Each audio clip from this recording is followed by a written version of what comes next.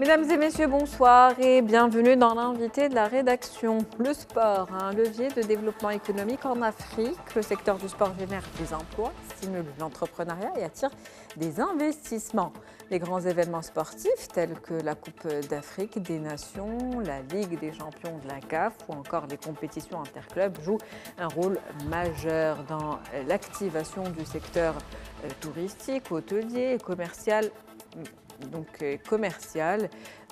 L'économie du sport en Afrique est confrontée à plusieurs défis. Le manque d'investissement structurel freine la croissance du secteur. La régulation du secteur et la gouvernance sont des enjeux majeurs pour assurer une véritable croissance et une pérennité de l'économie du sport en Afrique. On va justement en parler ce soir avec vous. Will Biakop, vous êtes président exécutif de l'ASCI, African Sports Creative Institute, auteur, expert du sport business en Afrique. C'est un plaisir de vous avoir avec nous ce soir. Merci de me recevoir. Alors, quels sont les enjeux de l'économie du sport en Afrique ? On commence par les généralités. Écoutez, les enjeux de l'économie du sport en Afrique sont assez monstrueux, finalement, au-delà de l'aspect juste économique. Vous savez, l'Afrique est face à 3 challenges majeurs. Il y a un aspect économique, bien sûr, il faut développer, faire de la croissance. Le deuxième, c'est un aspect démographique. On a chaque année plus de 16 millions de personnes qui arrivent sur le marché de l'emploi. Et puis, on a un challenge climatique. Vous savez que l'impact du climat sur le continent africain, c'est à peu près 7 milliards de dollars de coûts. Donc face à tout ça, il faut trouver des solutions novatrices pour répondre à ces challenges. Et le sport est une de ces solutions-là. Le sport a un impact socio-économique majeur sur l'ensemble du continent africain. Vous l'avez dit, donc 3 défis majeurs économiques, démographiques et climatiques. L'économie du sport peut aujourd'hui être un levier de développement pour le continent africain. Absolument. L'économie du sport l'est déjà, pour dire la vérité. On voit, pendant des années, vous savez, l'économie du sport a été considérée comme une zone secondaire. Mais aujourd'hui, on réalise, sur les 20 dernières années, en termes de chiffres, c'est 5% de croissance annuelle au niveau du monde, 3 à 4% du PIB mondial et une projection de croissance de 5 à 9% en fonction des régions. Aujourd'hui, en Afrique, c'est à peu près 0,5% du PIB africain, et au Maroc… Ce qui est très faible aujourd'hui. Absolument, ce qui est faible et finalement, ce n'est pas à la hauteur du talent et du marché africain. Donc les retombées économiques ne sont pas, vous venez de le dire, à la hauteur du potentiel que recèle en tout cas notre continent. Quelle politique mettre en place aujourd'hui pour profiter pleinement des opportunités qu'offre justement le marché africain, notamment en termes d'économie du sport? Oui, alors écoutez, c'est une excellente question. Quand on parle politique, on parle secteur public. Mais vous savez, aujourd'hui, on observe que c'est d'abord le secteur privé qui a le leadership et du changement. Depuis quelques années, on voit d'importants investissements arriver sur le secteur, sur l'industrie et sur l'ensemble de la chaîne de valeur du sport en Afrique. Pour en nommer quelques-uns, bien entendu, il y a de l'infrastructure.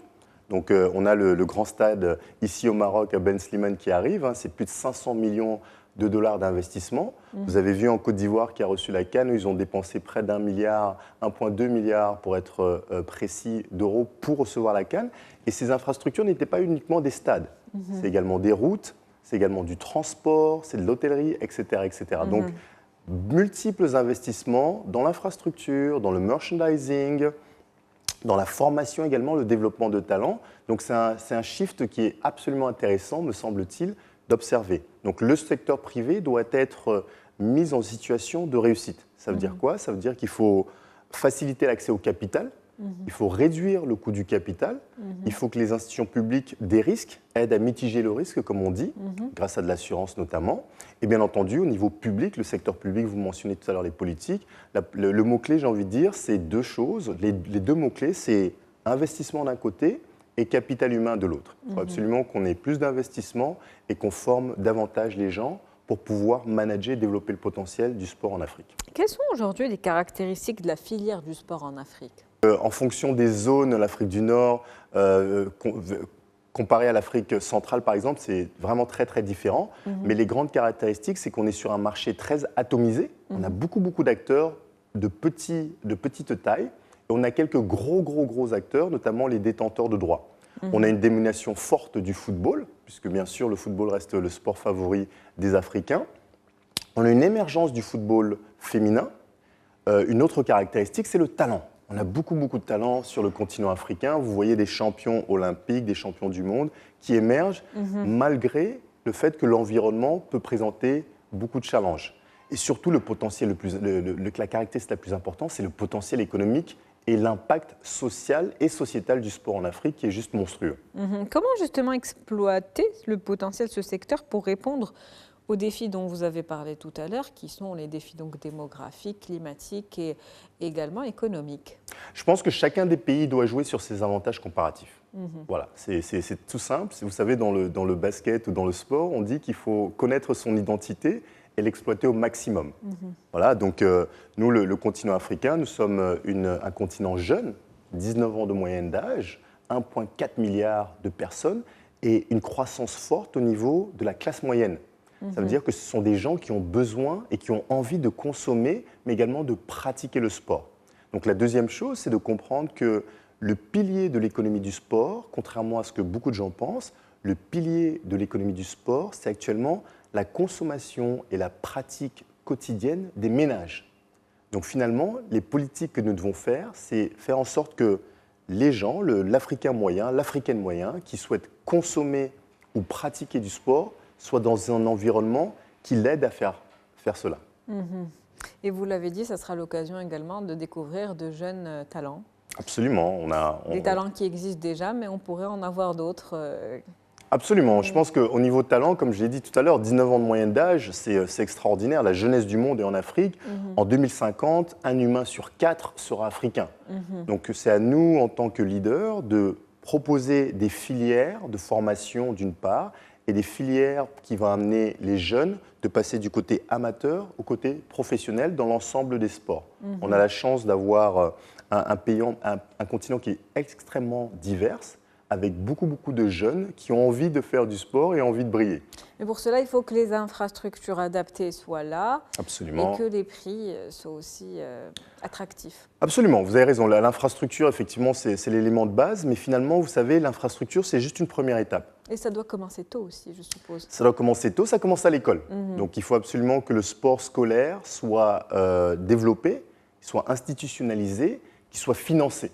Et là, on doit trouver des modèles économiques qui incluent bien entendu les acteurs privés, mais également les acteurs publics, pour faire en sorte que le modèle de pratique du sport à l'école soit pertinent.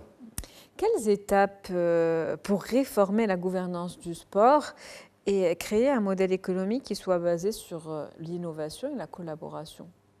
Alors, il y a beaucoup de choses, c'est une très bonne question. Je ne sais pas si on va avoir le temps d'y répondre complètement, mais peut-être donner quelques grandes lignes. Je pense que l'étape clé de la gouvernance, c'est de faire en sorte que les gens qui gouvernent comprennent de quoi il s'agit. Vous savez, en anglais, on dit « understand the game ». C'est quelque chose que moi, je dis souvent effectivement à travers mes livres et mes publications. D'ailleurs, j'ai le titre de votre livre qui est sous les yeux, que je vais présenter, donc « Africa Sports Industry ».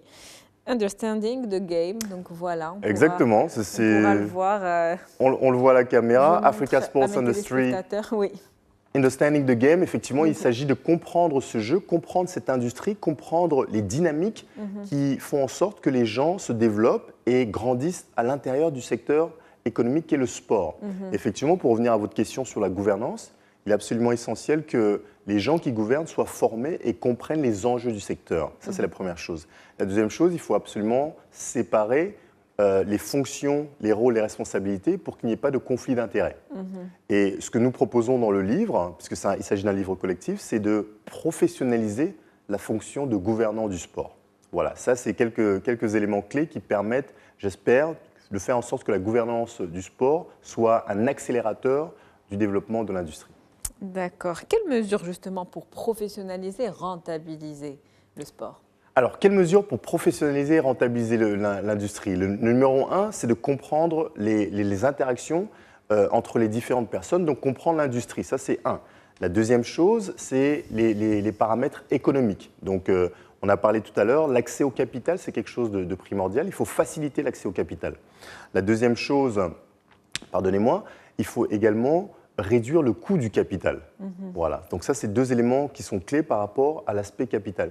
La troisième chose, c'est la donnée. On a besoin de comprendre mieux l'industrie, de comprendre les gens, comprendre la démographie, qui consomme le sport, quand, où, comment. Voilà. Et il faut également intégrer la partie innovation.